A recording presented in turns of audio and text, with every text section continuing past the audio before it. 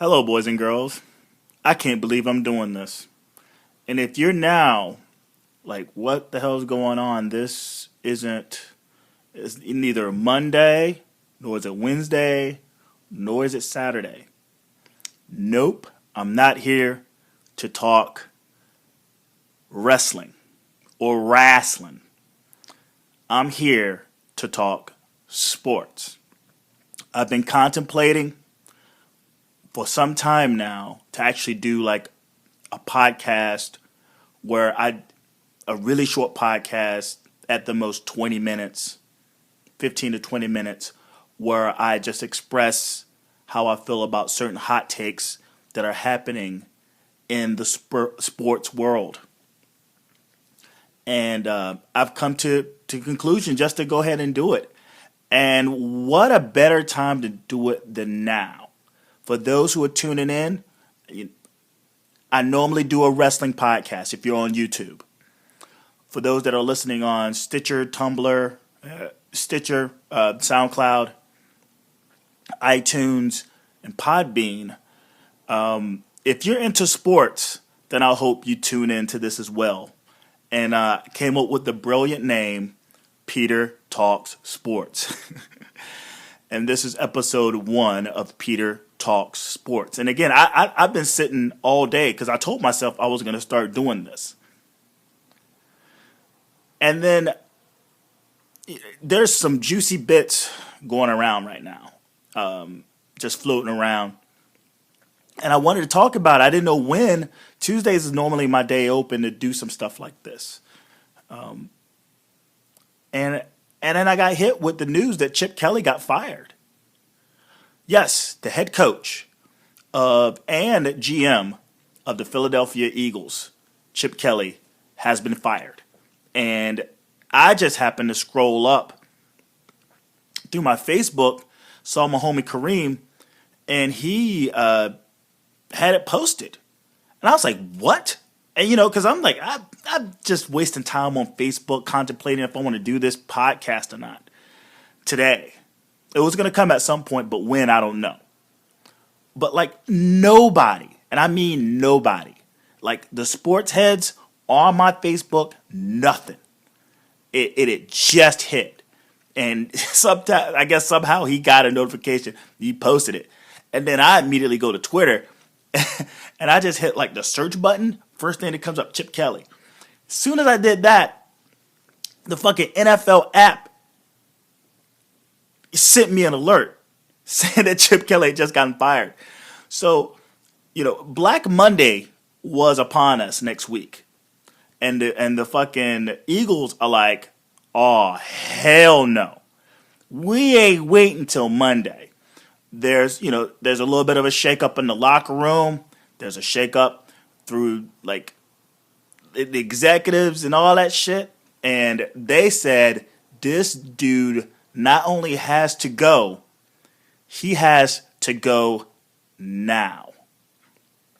And so I'm like, fuck it. I'm going to talk about it. I mean, I already got like hours upon hours at end of wrestling content. I may as well, because believe it or not, as a big wrestling fan, I am a huge sports fan. Day in, day out, I'm always trying to consume as much sports as possible, whether I'm watching games, if I'm listening to commentary, or if I'm fucking listening to podcasts, if I'm doing anything. Just anything. I just love sports. And to talk about it, I guess I would say that I'm a little bit on the side of like, I don't know, like Scott Van Pelt, where it's like, okay, hot takes, greatest, the best, this guy, that guy, this happened, how are we going to overreact? And I'm like, nah, just like my wrestling, I'm not the one to overreact over, just certain commentary. I just want to talk about the bare bone. Like, all right, here we are.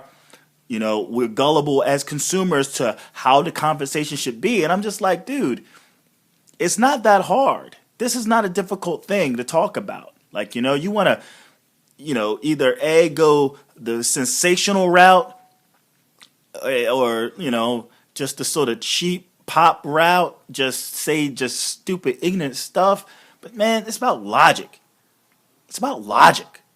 And that's why I want to do with Peter Talks Sports. Just logical thinking. All right, everyone's up in arms. Get it. Now let's look at it from a logical,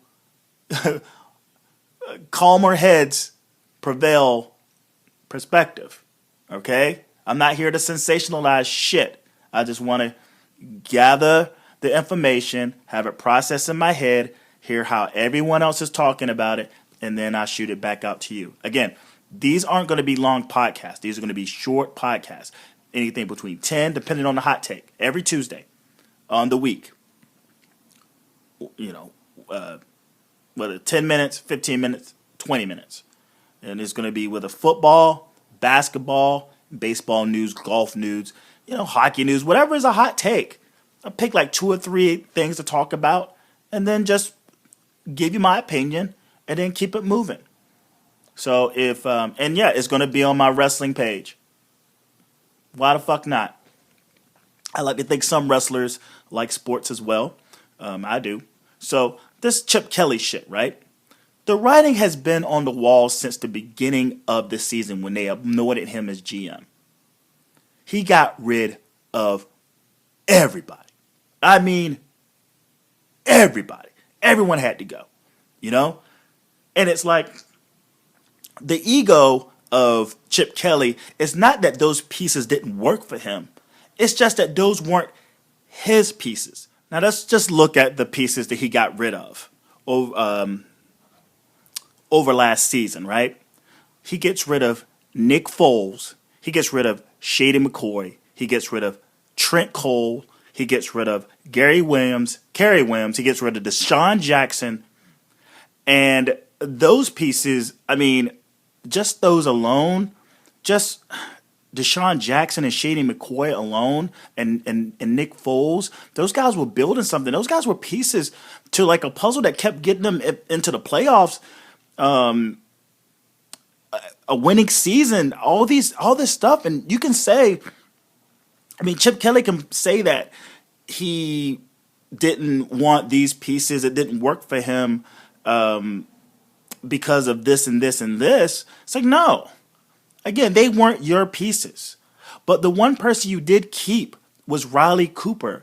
And that's, I think, ultimately, when he got rid of Deshaun Jackson and Shady McCoy, and he kept Riley Cooper, that in itself was, I think, the locker room basically like shut off.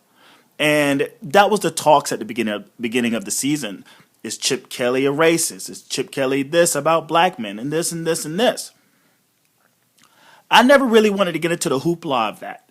But if anyone, seriously, decides that they want to just ignore at any given time the presence of something because of race, I think you're an idiot. I'm not saying that it's always the case. I'm not saying that it's going to be always the case at all. What I'm saying is, if you just completely dismiss it, I think that's it's a piece to the pie, you know, it's a piece to the puzzle. You put it in there. You know, McCoy brought it up. And then you have these white analysts that are just like, oh, racism, no, you know, you don't just call someone a racist or this, that, and the other. It's like, well, you got to look at it from this standpoint. Deshaun Jackson, Shady McCoy was pissed. He was really upset. Philadelphia was his home. And you look around and you see, you look around and you're like, oh man, I got to pack my shit and go. But that guy gets to stick around.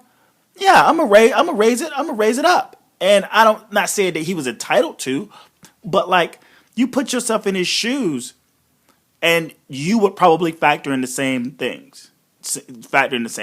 And regardless, you could say, we always got to be about race. It's like, you know, it ain't always got to be about race.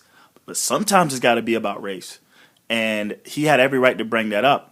And I think the locker room kind of felt the same way, because when that Riley Cooper shit went down, man, that was like a sticky situation, man. That was a really sticky situation. And if anyone had to go, he would have been the first one I would think would have to go, but he wasn't the first. The first ones to go was fucking Shady McCoy, Deshaun Jackson. And you can say what you want about Deshaun. Like him or love him or hate him. And the same with Shady McCoy. Those guys did work and they kept their noses clean. Point being, or they wouldn't be in the league. Unlike most people who are going out, doing dumb shit. To get rid of Nick Foles, man, that was huge. That kid was coming to his own. Last season, he had a QB rating that was had broken a record, man. He wasn't the best quarterback. He wasn't the most agile quarterback, but he had skill, and he was still young, and he was developing. He had taken over the Michael Vick spot, and, he was one of those guys who was like, hey, I'm in a good situation. Let me make the best of it. Chip Kelly comes in, puts him in a place that emphasizes his strengths, and he thrived from it. He thrived like a motherfucker from it. And there was one time when Chip Kelly was like, he's going to be the quarterback for the Eagles forever. But that wasn't the case. And you're going to get rid of a guy because he probably lacks certain things, and you go get Sam Bradford, a guy who hasn't played, my God. I think he's played in his entire career. I don't think he's played a full season. I think this season here is like the one full season that he's probably has played. And he hasn't even played all that because he's been dinged up. He's coming off an ACL injury and knee injuries and shit. This guy isn't even fully built anymore. And he out there taking shot after shot after shot because he's less of a fucking athlete than Nick Foles was. And this was all to try to get his hands on Mariota, on Marcus Mariota. He was willing to give up the whole lot to get Marcus Mariota. He didn't get Marcus Mariota, so he threw his hands up on the season. He picks up DeMarco Murray, too, the guy who led the league in rushing. Now, granted, he had an awesome offensive line, but he still had the talent. You got this guy doing short routes. Lateral catches. What the fuck? He's not supposed to be doing that. I know your ego and what you want to do with your system is supposed to be what it is. But you're supposed to play to people's strengths at all times, regardless of your system. Your system is supposed to revolve around the strengths of certain individuals. You look at what the Patriots are doing. And Belichick, that's why his system works. Because he's an analyst to the guys that he has on the field. He goes, this guy has this thing. Let me draw up something that will emphasize his strengths and make my system look amazing. Chip Kelly's like, all right, this person has these strengths, right? But I'm going to draw up this thing to not emphasize his strengths and show that my system is the way to go, regardless of who and what talent is there. And that in itself is just a formula for disaster. A formula for disaster. DeMarco Murray, the leading rusher. I swear to God, I think he has a tenth of what he rushed last year because he's doing these dumbass routes. It makes no sense. So, and it's funny too because he was the GM as well as the coach. They were like, oh, you're such a genius. Let's give you this GM shit. The GM hires and fires and cuts people. This motherfucker had to be fired by the owner. The owner doesn't really step in. That's what they got GMs for. That's why all these places have GMs except for Jerry Jones. They got GMs to do the dirty work, to go in and point at that player, cut him. To point at that executive guy, cut him. That coach, cut him. But he's the GM. He ain't going to fire himself. Hell, actually, his ego is like, I'm not fired. I fired the Eagles. I imagine that's what Chip Kelly's saying. And even on top of that, they ain't even wait till Black Monday. They ain't even wait. They're like, well, we waited. We waited all right. You got to go. And it speaks volumes when the whole thing with DeMarco Murray talking about him going behind Chip Kelly's back to talk about how he wanted more, to the owner, how he wanted more touches and things of that nature. This stuff just, This stuff just doesn't go idly by. Like, these things don't equate to people keeping their jobs. So if anyone who's alarmed by this or surprised by this, then obviously you don't really keep up with what's going on in the sports world, because the writing's been on the wall since the very beginning of this season. When he did the Andy Reid, he busted up Andy Reid's team because that wasn't his team. You got Philadelphia fans. Philadelphia, man. I bet they are having a party up there. I bet they are up there celebrating. I bet those motherfuckers is like having babies right now. And just fucking, it's balloons and fucking confetti everywhere. Because they got that motherfucker the hell out of there. You know what Philadelphia is? Philadelphia football is not what Chip Kelly's was. They had two different worlds of what Philadelphia football is. And Philadelphia, I tell you, again, they got a jail under that fucking stadium. A jail with like a judge and everything down there. And just motherfuckers getting towed down there every Sunday. Every Sunday. Motherfuckers getting, because they motherfuckers, wow. They love their football. They love their Eagles. And this guy's coming up, busting up their team and giving them a losing season. I'm surprised that son bitch. I'm surprised you got the welcoming committee at his house to like help him pack the fuck up. Well, not the welcoming. How about the exiting committee at his house to help him pack his bags and get the fuck up out that city? And just slap a Tennessee sticker on the back of his ass. Because that's where he will be going. That's what he wants to be. He wants to be with his love, Mariota. And as soon as he couldn't get Mariota, I think even in his head he checked out. He's like, oh, all right, whatever. I'm not going to be able to move forward unless I have that piece. And the coach in Tennessee, his head is on a stake. And not as much as it is on a stake as it is, I think the Titans want Chip Kelly too. And I would think also that they got rid of him so they can go ahead and start negotiations. Because, yeah, come Black Monday, they're not supposed to talk until, no one's supposed to be talking. Chip Kelly's not supposed to be talking to the Titans. But he's talking to some fucking body. And whoever the fuck got the news that Chip Kelly, that coach for the Titans, got the news that Chip Kelly got fired, he probably already packed up his shit himself. He already packed up his shit. He's like, all right, guys, it's been real. Mariota is somewhere fucking like jacking off. So, it's a bitter end to a dysfunctional relationship between Chip Kelly, the Eagles, and the Eagles fan base.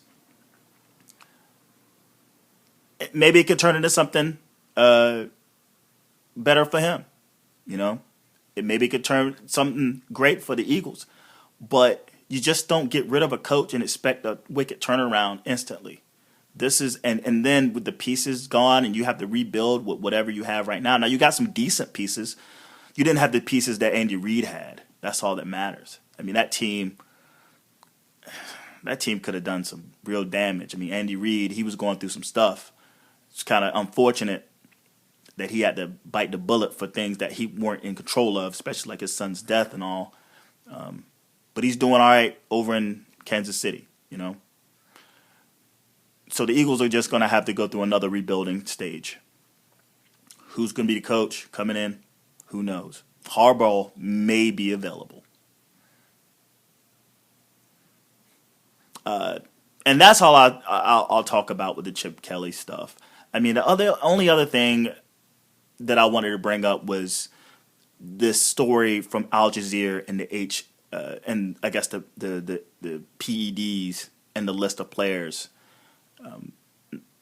that were involved in this. Now, Al Jazeera, I like to think, is a credible news source. They're the ones that don't have corporate influence surrounding them and the stories that they have and the things that they do. It's completely, it's It's everywhere. You know, people like to think, oh yeah, it's just Middle East. Like no, they got Al Jazeera everywhere. And there's an Al Jazeera America, there's an Al Jazeera Europe, there's an Al Jazeera Australia, Asia. You know, and it's all like their own independent stuff. Now you can say whatever you want to say about them, but they did go after your boy. They did go after your golden egg. His name is Peyton Manning.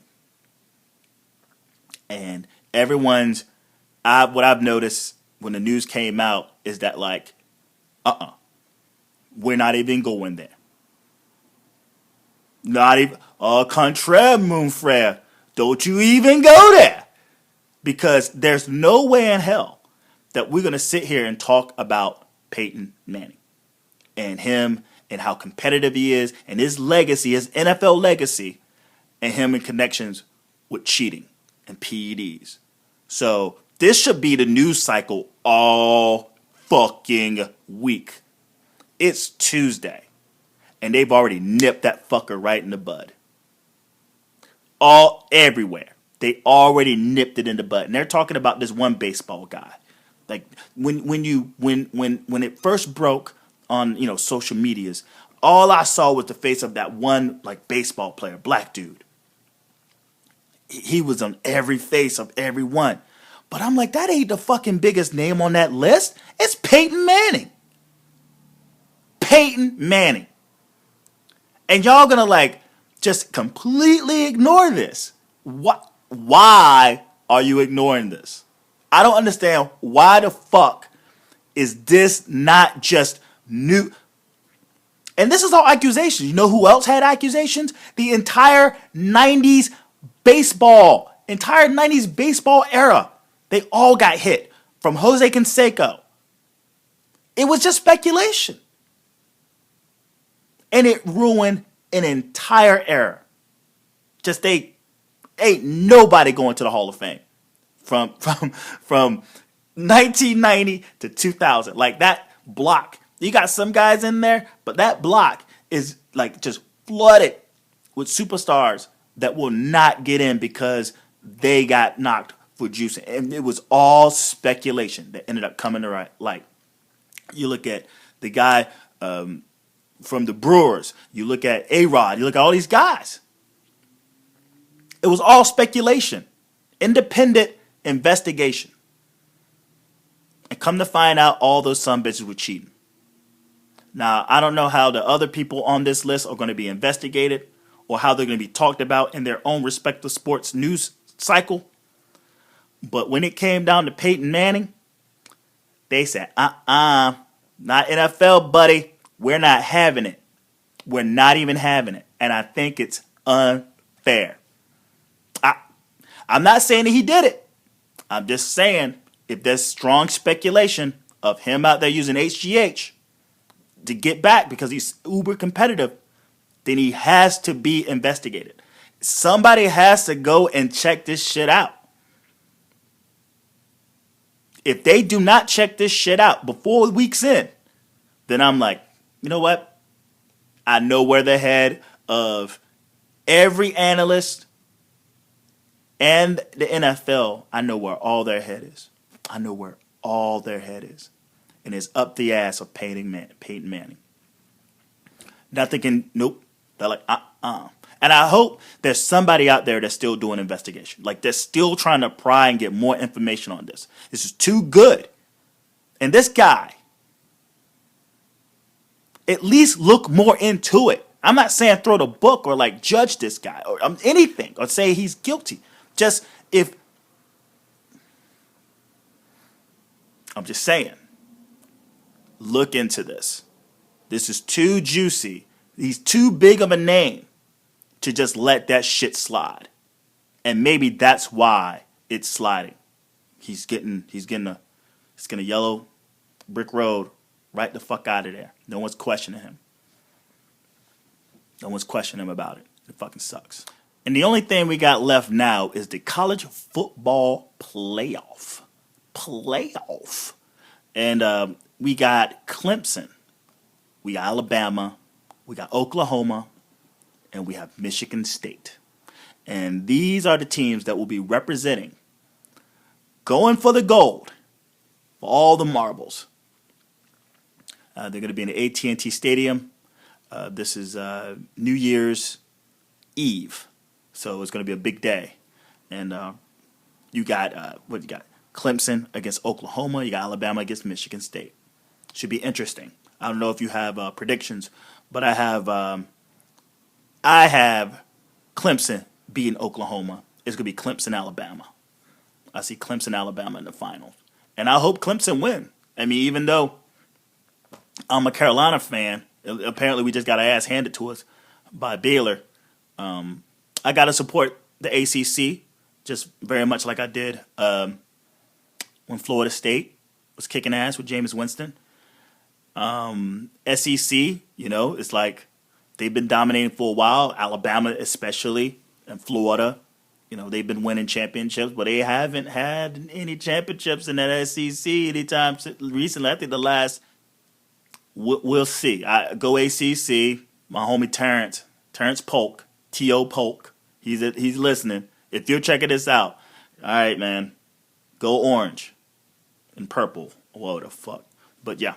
And I'll go ahead and wrap that up on this. There's not really much else going on in terms of like hot takes. I mean, I could bring up something, but again, I want to make these podcasts really short. And yeah, man. So this is episode 1, Peter Talk Sports. You can follow me on Facebook, not Facebook. You can follow me on Twitter at Ellen Japanese, LINJAPANESE. That's Ellen Japanese, one word. LN Japanese.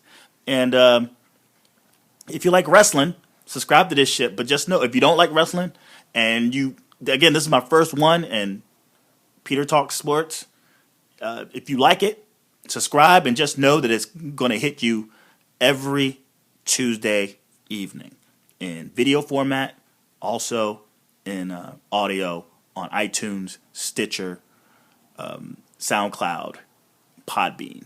So yeah, I'm going to go ahead and get the hell up out of here. And yeah, man, keep your nose clean. And watch out for those foreign objects. That's how I close my wrestling joints. Peace.